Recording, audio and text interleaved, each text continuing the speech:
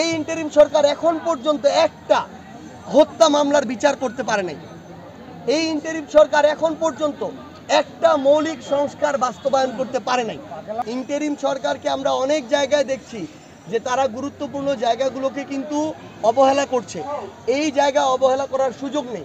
এবার আমরা এইটিও বলেছি আমাদের জায়গা থেকে, পার্বত্য চট্টগ্রামের মতো গুরুত্বপূর্ণ জায়গায় এই যে করিডোর দেয়া, তার পূর্বে বাংলাদেশের জনগণের রায় লাগবে। বাংলাদেশের বর্তমানের যে রাজনৈতিক দলগুলো বাংলাদেশে রাজনীতি করছে তাদের রায় লাগবে। এটা কোনো ছোট বিষয় না। এর পূর্বে পৃথিবীর ইতিহাসে আমরা অনেক জায়গায় দেখেছি করিডোরের নাম করে বিদেশি এজেন্ট এসেছে, বিভিন্ন রকম ইন্টেলিজেন্সের গোয়েন্দা সংস্থা এসেছে, বিভিন্ন দেশ ঢুকেছে, ইউএন ঢুকেছে। ইউএনের নাম করে বিভিন্ন ধরনের সাম্রাজ্যবাদী চিন্তাভাবনার বিভিন্ন মানুষ ঢুকেছে, রাষ্ট্র ঢুকেছে। এই সুযোগ আমাদের বাংলাদেশে আমরা হতে দিব না। সো এটা একটা জাতীয় সবচেয়ে গুরুত্বপূর্ণ ডিসিশন।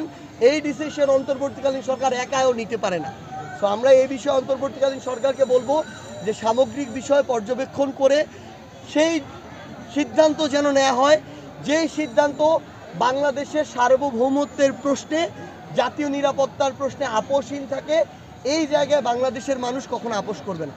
গ্লিটারের টুইন লেমন ও অ্যান্টিব্যাকটেরিয়াল ফর্মুলা বাসনকে চকচকে জীবাণুমুক্ত করে আমাদের দেয় গ্লিটার গ্যারান্টি। আমরা আমাদের জায়গা থেকে বলেছি পূর্ণাঙ্গ সংস্কার কখনো 1-1.5 বছরে সম্ভব না, কিন্তু একটা মৌলিক সংস্কার, যেই মৌলিক সংস্কারের রূপরেখা আমরা নিজে এনসিপির পক্ষ থেকে জাতীয় ঐক্যমত্য কমিশনের কাছে উপস্থাপন করেছি গিয়ে, ওই মৌলিক সংস্কারগুলো যেগুলোর সাথে একটি স্বচ্ছ নির্বাচন জড়িত, যেগুলোর সাথে সুষ্ঠু একটি বিচার ব্যবস্থাপনা জড়িত ওই সময়ের জন্য, যেগুলোর সাথে আইন শৃঙ্খলা রক্ষাকারী বাহিনী নিরপেক্ষভাবে কাজ করাটা জড়িত, এই মৌলিক সংস্কারগুলো করে যদি এই অন্তর্বর্তীকালীন সরকার মনে করে যে ডিসেম্বরে হোক, মার্চে হোক আর জুনের মধ্যে হোক নির্বাচন দিতে তারা পারবে, আমাদের আপত্তি নেই।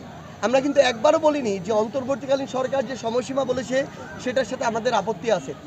ডিসেম্বর থেকে জুনের মধ্যে তারা যেই সময়ের মধ্যেই এই মৌলিক সংস্কারগুলো করে একটি স্বচ্ছ নির্বাচন দেওয়ার মতো পরিবেশ তৈরি করতে পারবে এবং আমরা আমাদের জায়গা থেকে ওইটুকু কনফিডেন্ট হতে পারবো যে তারা এটি দিতে পারবে, তখনই তারা দিক, আমাদের এই বিষয়ে কোনো আপত্তি নেই। কিন্তু তার পূর্বে অন্তর্বর্তীকালীন সরকারের গুরুত্বপূর্ণ কিছু দায়িত্ব রয়েছে।